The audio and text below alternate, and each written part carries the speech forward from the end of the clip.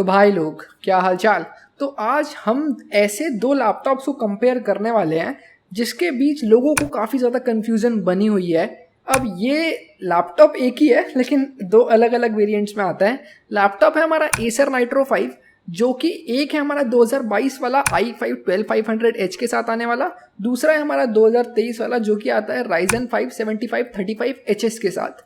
अब ये दोनों जो लैपटॉप्स है ना ये सेम प्राइस रेंज में आते हैं और इनको लेकर लोगों के बीच इतना ज़्यादा कन्फ्यूज़न है कि भाई हमको कौन सा लेना चाहिए।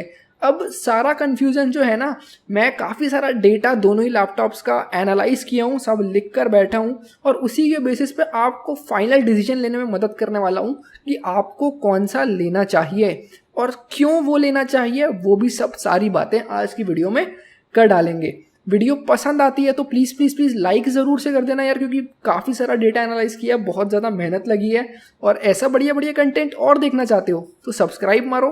बाकी बिना किसी टाइम वेस्ट के आज का कार्यक्रम शुरू करते हैं। तो बेसिकली हम इन लैपटॉप्स के बीच में जो मेजर डिफरेंस है, परफॉर्मेंस डिफरेंस है, कैसे आता है, क्या बेसिकली स्पेक्स में डिफरेंस है, हल्का बहुत जो भी है, हम सिर्फ उसी की बात करने वाले हैं। उसी के बेसिस पे मैं आपको बताऊंगा कि आपको कौन सा लेना चाहिए। बाकी स्पेसिफिकेशंस आप पढ़ सकते हो, दोनों के बेस्ट बाय लिंक आपको डिस्क्रिप्शन में मिल जाएंगे। और स्टार्ट करते हैं चलो। तो सबसे बड़ा अंतर जो आ जाता है ना, वो तुम सबको पता है, सबसे बड़ा अंतर है प्रोसेसर का। जो एक नाइट्रो है उसके अंदर तो हमको i5 12500H देखने को मिल जाता है यार, जो कि काफ़ी तगड़ा प्रोसेसर है। ये आता है पूरे के पूरे 12 कोर और 16 थ्रेड्स के साथ। और दूसरा जो हमारा है वो एकदम लेटेस्ट जनरेशन का है, Ryzen 5 7535HS, ठीक है। और ये आता है अपने 6 कोर 12 थ्रेड के साथ। अब तुमको ऐसा लग रहा है कि भाई i5 12500H में ज़्यादा कोर्स हैं और काफ़ी ज़्यादा कोर्स हैं, तो उसके हिसाब से तो i5 12500H बहुत तगड़ा, परफॉर्मेंस में बहुत आगे रहेगा। अब येस, मैं तुमको कह रहा हूँ, तुम सोच तो सही रहे हो, पर सारी कहानी अभी यहाँ नहीं समझ जाती है, ठीक है। तो सबसे पहली बात तो जो Ryzen वाला है ना, ये 7000 सीरीज़ का, ये Ryzen की सबसे लेटेस्ट सीरीज़ है, ठीक है। और i5 12 जेन एक जनरेशन पुराना है, अभी 13 जेन लेटेस्ट है, लेकिन ये 12 जेन का है, ठीक है। तो ये हो गया कि भाई तुमको ऐसा लग रहा है कि अब उसमें कोर्स ज़्यादा है तो वो ज़्यादा बेटर परफॉर्म करेगा। तो थोड़ा बहुत तो तुम सही सोच रहे हो। मैं एक बार ही ना तुमको एक हल्का सा चीज़ बता देता हूँ जो कि है इसके बेंचमार्क्स, ठीक है। मैंने दोनों ही नाइट्रोस के बेंचमार्क्स बहुत ही मुश्किल से जुगाड़ के कहीं से निकलवाए हैं। तो पहले तो भाई जो हमारा i5 12500H वाला नाइट्रो है उसके सिनेबेंच स्कोर जो है सिंगल कोर में 1734 और मल्टी कोर में 14017, और वहीं Ryzen 5 वाला 7535HS वाला सिंगल कोर में 1468 और 9782। अब सिनेबेंच R23 के स्कोर से तो साफ साफ लग रहा है कि भाई i5 12500H काफ़ी ज़्यादा आगे है, बहुत बड़े नंबर्स में डिफरेंट है। बट मैं तुमको एक चीज़ बता दूं कि जो ये सिनेबेंच R23 का बेंचमार्क टेस्ट होता है ना, ये इमेज को लाइक 3D इमेजेस को रेंडर करता है CPU के थ्रू और उसके हिसाब से स्कोर निकाल के देता है। तो हम सिर्फ इसी बेस पे एक CPU को जज नहीं कर सकते। तो ये सिनेबेंच R23 का स्कोर काफ़ी नहीं है इस लाइक कंपैरिजन को एक पूरा अच्छे से करने के लिए। तो कुछ और बेंचमार्क्स पे हम नज़र डाल लेते हैं। तो हम Geekbench 6 का स्कोर अगर देखें तो i5 वाला जो नाइट्रो है वो सिंगल कोर में 1860 और मल्टी कोर में 7006 का स्कोर देता है। वहीं Ryzen 5 वाला 1851 और मल्टी कोर में 6527। अब तुमको दिख रहा होगा कि Geekbench वाले स्कोर काफ़ी ज़्यादा सिमिलर आए हैं। सिंगल कोर का तो एकदम ही सेम स्कोर है 1860 और 1851, तो ये तो ऑलमोस्ट सेम स्कोर है, लेकिन मल्टी कोर में हल्का सा डिफरेंस है। अब Geekbench का जो बेंचमार्क होता है वो सारे अलग अलग टास्क को परफॉर्म करके देखता है, ठीक है। जितने भी बेसिक यूजेज के टास्क हो गए, हैवी टास्क हो गए, कैलकुलेशंस वगैरह हो गए, ये सारे टास्क पे करता है। तो Geekbench से हम कह सकते हैं कि हाँ, परफॉर्मेंस में हल्का बहुत अंतर है, लेकिन ज़्यादा अंतर नहीं हमको देखने को मिलेगा।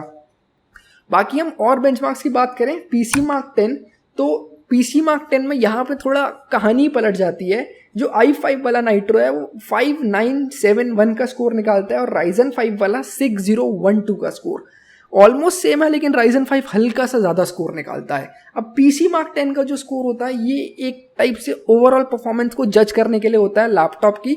अब 5000 से ऊपर है तो लैपटॉप काफ़ी बढ़िया है, और दोनों का ही 5000 से ऊपर है तो दोनों ही लैपटॉप काफ़ी बढ़िया है, ठीक है। अब एक और बेंचमार्क मैं आपके लाया हूँ 3DMark 10 का, जो कि i5 वाला हमको 3DMark वाले में 5544 का स्कोर ला के देता है और Ryzen वाला 5636 का। तो इसमें भी हमारा Ryzen 5 7535HS वाला आगे निकल जाता है। तो अब एट दी एंड मैं कहना क्या चाहता हूँ, अगर आप इन नंबरों से भी नहीं समझ पा रहे हो ना, तो मैं तुमको ये बता दूं कि दोनों ही लैपटॉप की CPU परफॉर्मेंस सिंगल कोर में एकदम बराबर है। एकदम बराबर मतलब एकदम बराबर है, ठीक है। मल्टी कोर में यहाँ पे हल्का सा आगे निकल जाता है i5 12500H।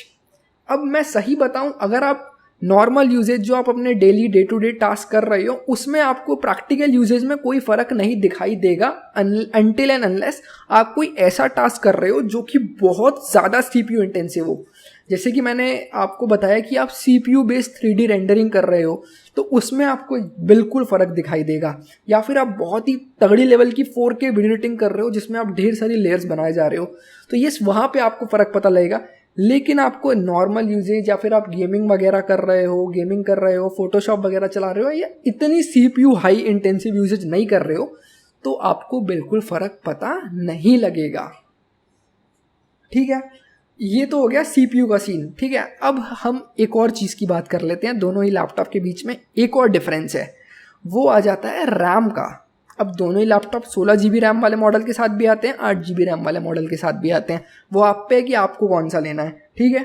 तो जो i5 वाला नाइट्रो है ना, वो आता है 8 GB या फिर 16 GB DDR4 3200 MHz वाली रैम, और Ryzen 5 7535HS वाला आता है DDR5 4800 MHz वाली रैम।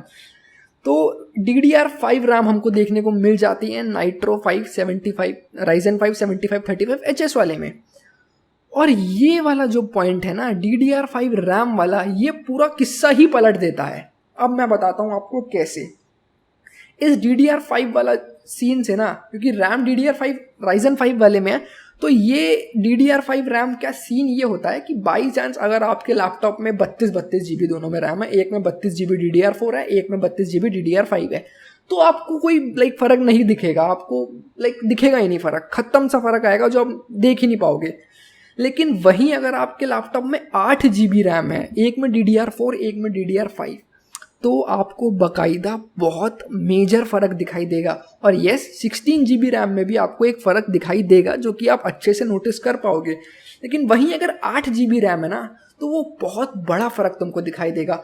अगर मैं तुमको गेमिंग के हिसाब से बताऊँ ना, तो ऑलमोस्ट कुछ गेम में तुमको डबल द FPS का भी फ़र्क देखने को मिल सकता है, क्योंकि DDR5 रैम में क्लॉक स्पीड, फ्रीक्वेंसी, ये सब ज़्यादा होने के कारण एक टाइप से ये रैम सिंगल चैनल में भी होके ड्यूअल चैनल जैसी परफॉर्मेंस दे देती है DDR4 वाली की। तो आसान भाषा में बोलूँ ना, तो भाई DDR5 रैम अगर तुम डेली एप्लीकेशन वगैरह का देख रहे हो, 8 GB रैम है, तो आराम से तुमको 10 से 15% का बूस्ट दे देगी।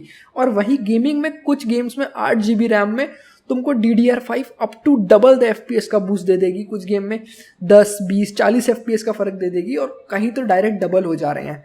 तो मैं एट दी एंड ये कहना चाहता हूँ कि अगर तुमको अपना नाइट्रो ऐसे काम के लिए लेना है कि भाई तुमको तगड़ा CPU इंटेंसिव, CPU को अच्छे से निचोड़ देना, मतलब बहुत तगड़ा CPU इंटेंसिव, तो तुम i5 12500H वाले के लिए जाओ, अनटिल एंड अनलेस तुमको CPU इंटेंसिव तगड़ा CPU को चूसना नहीं है। बाकी अगर तुमको कोई भी काम करना है, तुमको गेमिंग करनी है, तुमको नॉर्मल प्रोडक्टिविटी करनी है, तुमको कंटेंट क्रिएशन करनी है, तो तुम इसलिए अगर ये काम करने हैं तो Ryzen 5 7535HS वाले नाइट्रो के लिए जाओ। एक और पॉइंट, जो i5 12500H वाला नाइट्रो है ना, एनालिटिक्स के थ्रू जितने मैंने बेंचमार्क्स एनालाइज किए हैं, गेमिंग टेस्ट एनालाइज किए हैं, i5 12500H वाले नाइट्रो के थर्मल्स थोड़े हिले हुए हैं, बहुत हीट होता है वो Ryzen 5 7535HS वाले से कंपेयर करें तो। अब Ryzen 5 7535HS एक HS सीरीज़ का प्रोसेसर है, तो कम TDP वाला है, और येस 7000 सीरीज़ है, कम TDP होके भी बहुत अच्छी परफॉर्मेंस निकाल के दे रही है। तो येस एक जगह वो हीट कम जनरेट कर रही है, तो इसीलिए मैं तो सजेस्ट करूँगा कि आप Ryzen 5 7535HS वाले के लिए जाओ, अनटिल एंड अनलेस तुमको मतलब कोई बहुत ही तगड़ा CPU इंटेंसिव काम नहीं करना है। अब तुम हो कुछ उन यूज़र में जिनको CPU की ताकत निचोड़ लेनी है अच्छे से, तो तुम i5 12500H वाले के लिए जा सकते हो। गला मेरा दुख गया बोलते बोलते, तो वीडियो को मैं यहीं तक रखना चाहूँगा। पसंद आती है लाइक ज़रूर से कर देना। वीडियो से रिगार्डिंग कोई भी डाउट हो या फिर कोई लैपटॉप से रिगार्डिंग डाउट हो, इंस्टाग्राम पे आ सकते हो, दोस्ती आगे बढ़ा सकते हो। मिलता हूँ आपसे अगली वीडियो में, तब तक के लिए गुड बाय।